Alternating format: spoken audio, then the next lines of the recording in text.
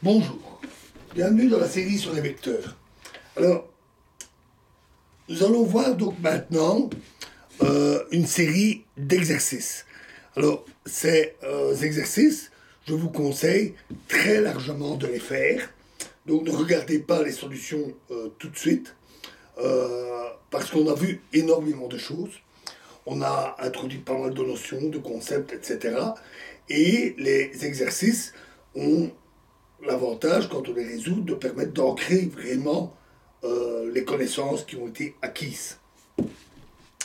Donc je vais d'abord présenter ces exercices ici, et je donnerai seulement, pour être moins tenté, je donnerai seulement les solutions dans les vidéos qui suivent. Alors, premier exercice, alors utilisez la convention de sommation sur les indices pour écrire les expressions que je vais vous donner en utilisant cette convention et en précisant à chaque fois la valeur de m, ainsi que les indices muets et les indices libres. Donc on a BJ1 plus BJ2, BJ1x1, pardon, plus BJ2x2 plus BJ3x3 égale 6. Et la deuxième expression, c'est B11 D11 plus B12 D12 plus B13 D13 plus B14 D14 égale grand C. Voilà, alors c'est un exercice facile, hein. D'ailleurs tous ces exercices sont relativement faciles. Ils peuvent parfois être un petit peu longs à résoudre pour quelques-uns d'entre eux, mais ils sont faciles. Alors, deuxième exercice, pour n égale 3, écrivez explicitement l'expression M IJK BIJ. Ensuite, troisième exercice. Démontrer les identités qui suivent. Premièrement, AI JXI XJ égale AJI XI XJ. Et deuxièmement, démontrer que AIK moins AKI fois XI XK égale 0.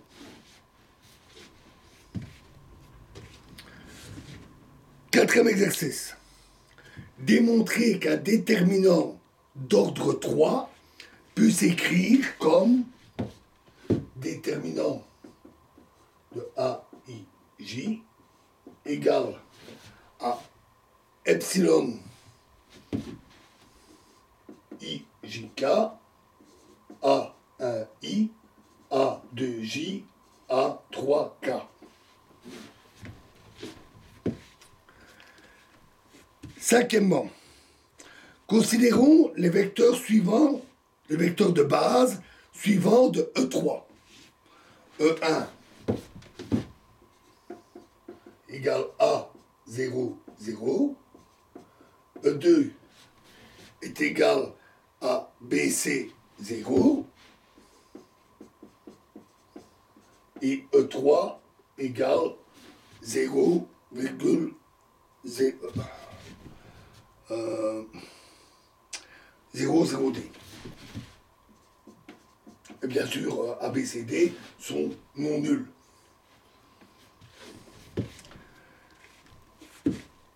Alors, premièrement, démontrer que ces vecteurs sont linéairement indépendants. Et deuxièmement, calculer la décomposition d'un vecteur donné, grand X égale A, B, C, majuscule, donner la décomposition de ce vecteur sur cette base. Sixièmement, on considère trois vecteurs de E3, à savoir grand A égale 1, 1, 1. Grand B égale 0, 1, 1. Et grand C égale 0, 0, 1. Alors, premièrement, démontrer que ces trois vecteurs sont linéairement indépendants.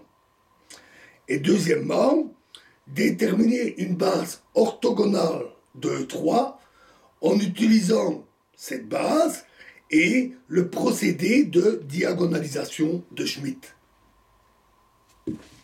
D'orthogonalisation de Schmitt, pardon. Septième exercice. Soit deux vecteurs de E3. A égale A1, A2, A3. Et B égale B1, B2, B3.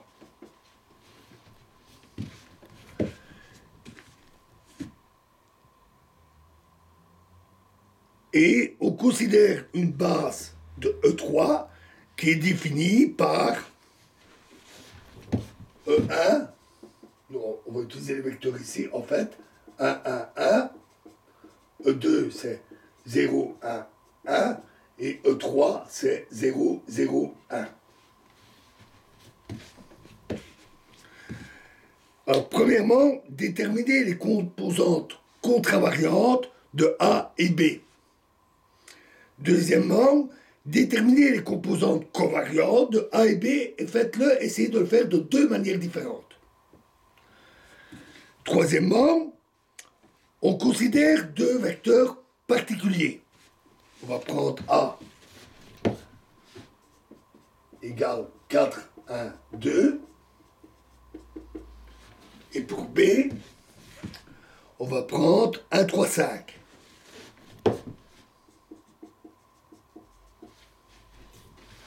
Et donc là, calculer les valeurs numériques des composantes contravariantes et covariantes de ces deux vecteurs. Et enfin, quatrièmement, calculer le produit scalaire de A et de B à l'aide des composantes contravariantes et covariantes. Huitième exercice. Soit deux systèmes de vecteurs réciproques.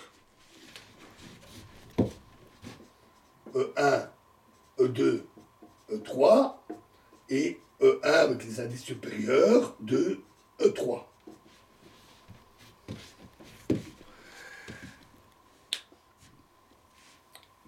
Partant de la définition des vecteurs réciproques, EI fois EJ avec l'indice supérieur égale delta IJ, 1. Démontrer que on a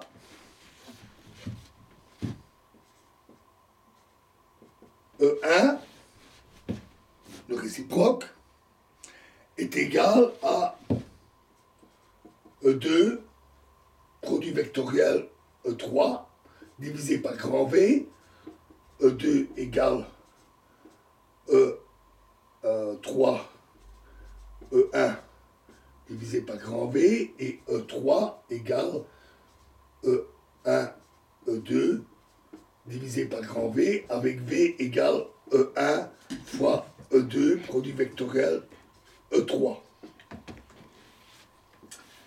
C'est ce qu'on avait vu aussi à un moment donné, et ici on demande de le démontrer. Et démontrer inversement que l'on a exactement les mêmes relations, je ne vais pas les réécrire, mais avec E1 de la base normale égale E2, E3 réciproque, divisé par V', etc. Et avec V' avec les vecteurs réciproques.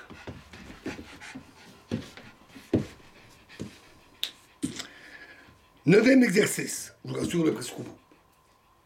On en a 10. Alors, soit trois vecteurs formant une base orthogonale de E3. On va les écrire. E1, c'est 0, 0A. E2, c'est c'est A00, excusez-moi, A00, E2 c'est 0B0 et E3 0C. Premièrement, déterminer la base réciproque de cette base. Deuxièmement, comparer les normes des vecteurs dans chaque base. Et troisièmement, dans le cas particulier où c'est 1, 1 et 1 ici, donner la base réciproque. Ça se déduit automatiquement du premier. Dixièmement, on considère dans le plan un système d'axes orthogonaux donnés par les vecteurs E1 et E2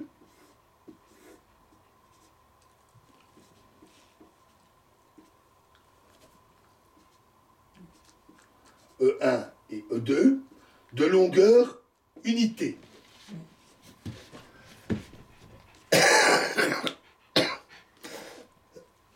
On effectue une rotation des axes d'un angle alpha. E'1,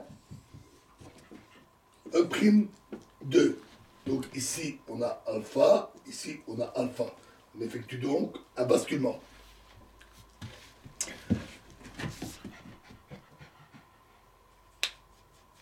Alors, premièrement, déterminer les expressions de E'1 et E'2 sur la base E1, E2. Et calculer les expressions du changement de base AIK. Deuxièmement, faites de même pour les deux vecteurs de base E1, E2, exprimés sur la base E'1, E'2. Et donc déterminer les A'Ki.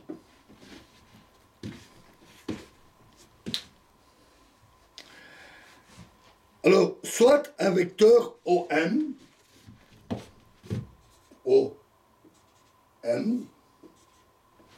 de composantes x1, x2 dans la base E1, E2. Déterminer x', et alors bien sûr c'est x'1 et x'2 dans la base E'1, E'2.